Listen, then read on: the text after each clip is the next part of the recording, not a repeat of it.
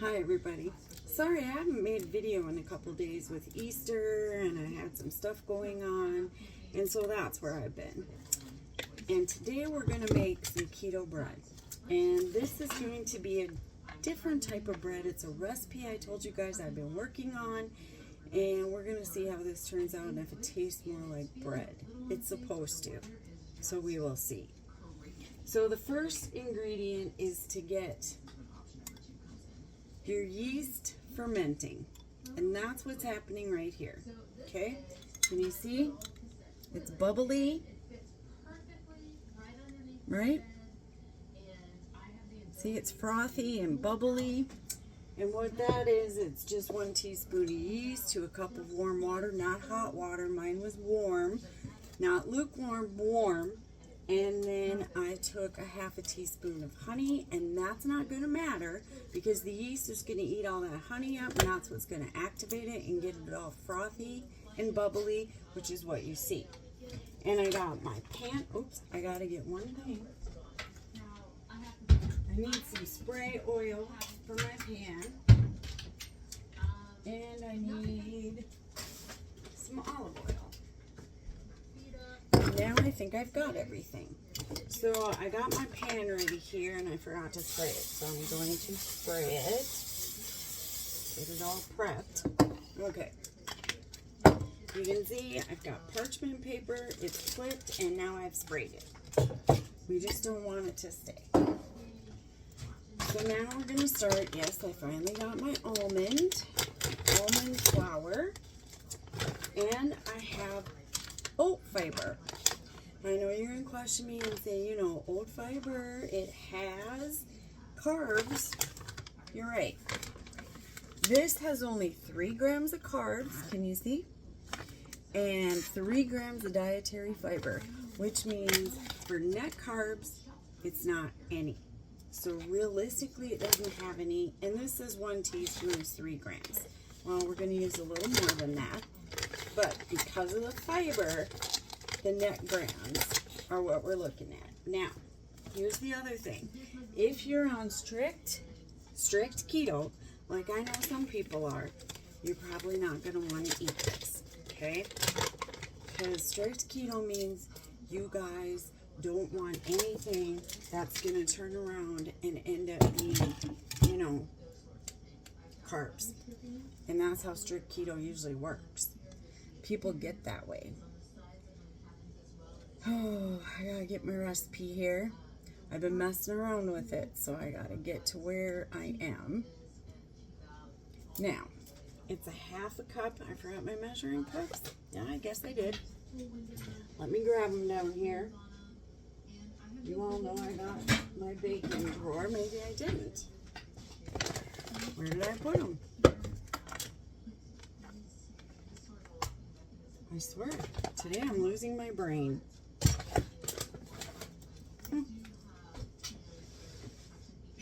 Oh. I just didn't see them. That's what happens. So we're going to do a half a cup of oat fiber.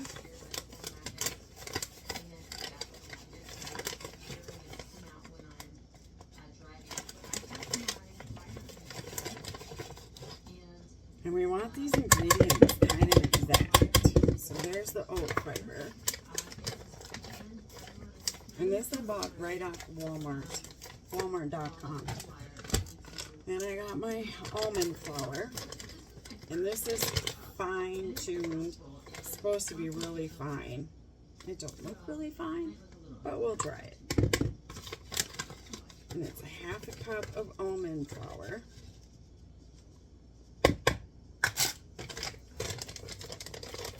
Okay.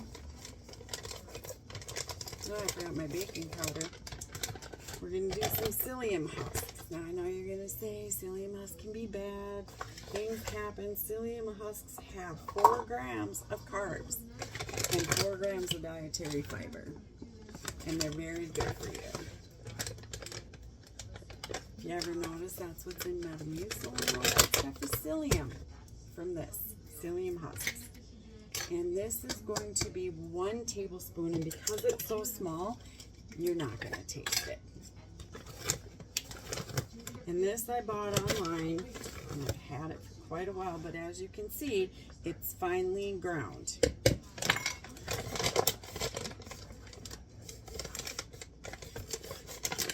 Okay, and now it is baking powder and salt. So let me get my baking powder.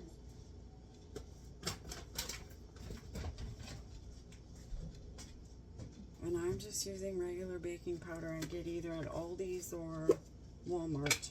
And it's a teaspoon of baking powder.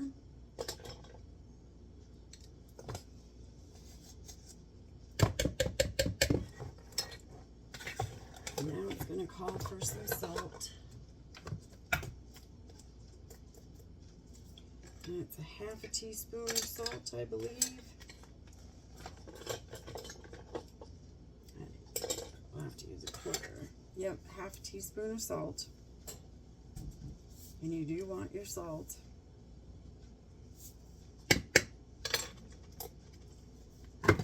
And now the recipe calls for, get the yeast active.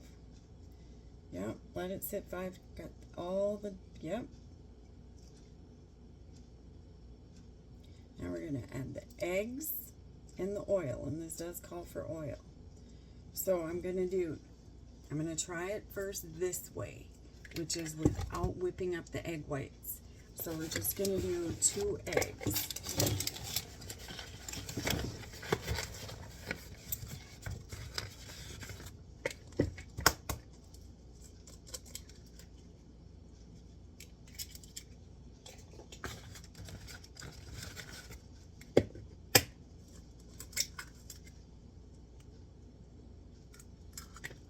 There's 2 eggs, and then it calls for a tablespoon of olive oil, which is what I'm going to do right here.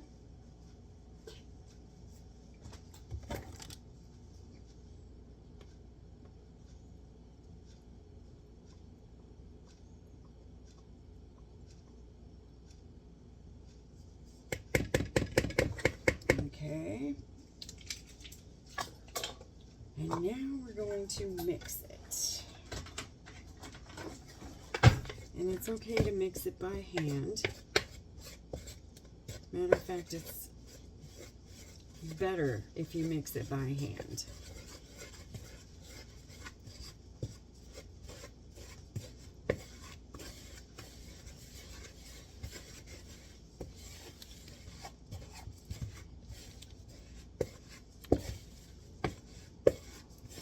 Well, you know what? It's smelling like bread. Okay. Where did I put the cover? There it is. It's one of my days. I'm just in and out. I have to forgive my hair here.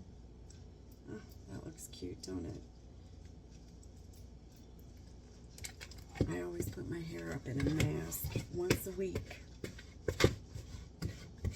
Okay, now we're going to add this whole cup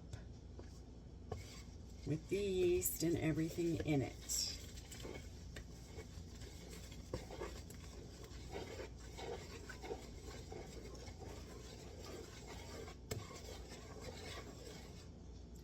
want to get all that yeast out.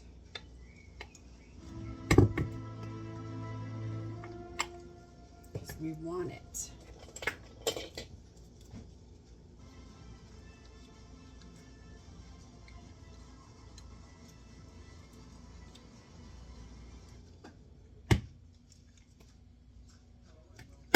Okay.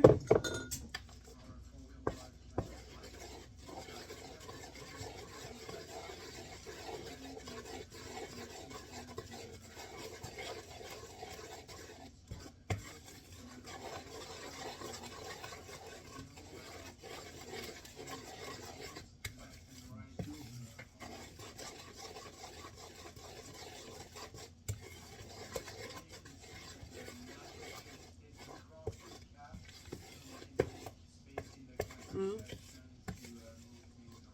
still smells good. It's supposed to thicken up here. Looks like I might, oh, there it goes. It's starting.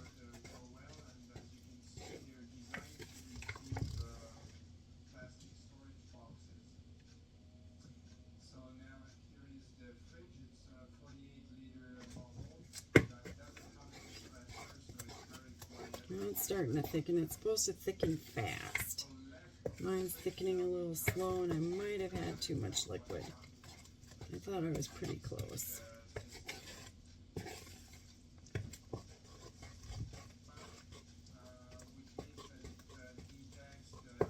Okay, let it rest. Now it's supposed to rest for 3 to 5 minutes. And that's what we're going to do. And I will be back. Okay, I'm back. I let it sit. I had to add a little more psyllium husks because I had it too wet. That was my own fault. And so here's what it looks like. It's sticky. It's holding together. It doesn't quite look like dough, but remember, this is keto bread. Okay? So now I'm going to put it in the prepared pan and put this in the oven.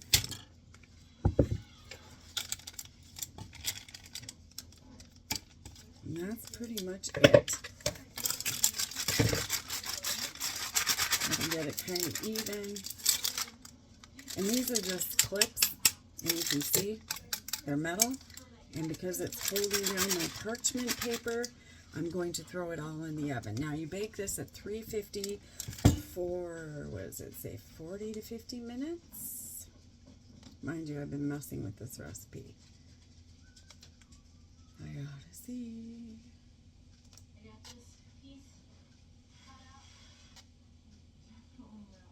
Hang on.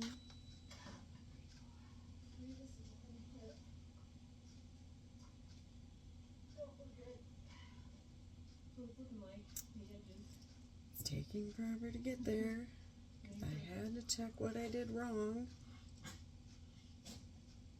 and how to fix it. And I fixed it by adding another teaspoon of psyllium husks.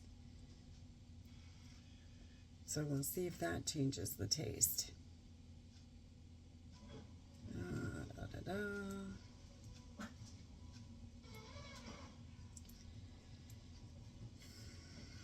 By the time you make this and cut it, it ends up being like 1 gram of carb per slice, if not less than that. It depends on how many you cut and how much you get out of it. So it's a really low, yeah. Let it cool for almost an hour. Yeah, 40 to 50 minutes at 350. That's what we want. So I'm going to bake this, and I'll come back and show you what it looks like when it comes out of the oven and it's cooled. Okay, we're back. It's cooled. It's baked. It took about 45 minutes to bake. I'm taking the clips off. You can see how it looks. Now I'm just going to lift off this parchment paper.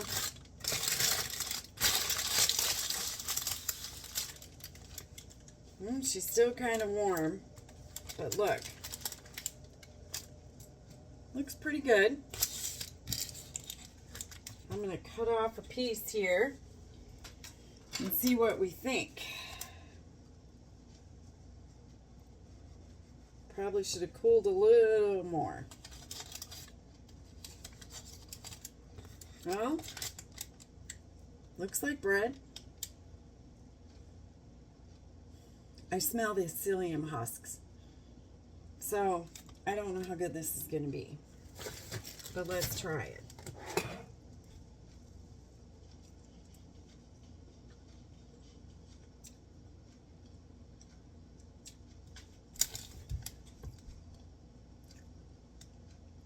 Maybe as it cools more, tastes a little eggy and psyllium husky.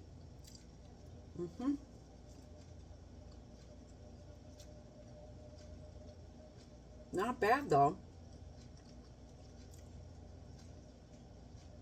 It's got the same kind of texture. Sorry about my light. It's got the same kind of texture as a bread.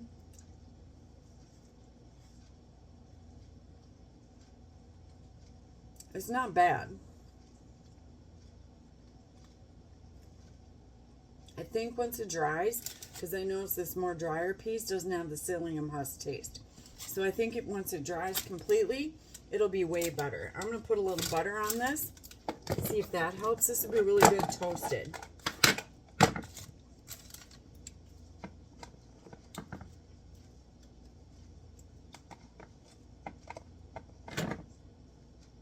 I'm a butter person. So let's see. Better. It's really not bad. I think it'd be really good for toast because it's only like half a gram of carb per slice.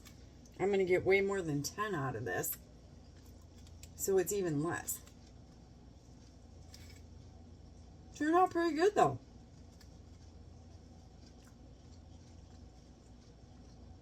As it dries, you don't taste any of the egg or the psyllium husk.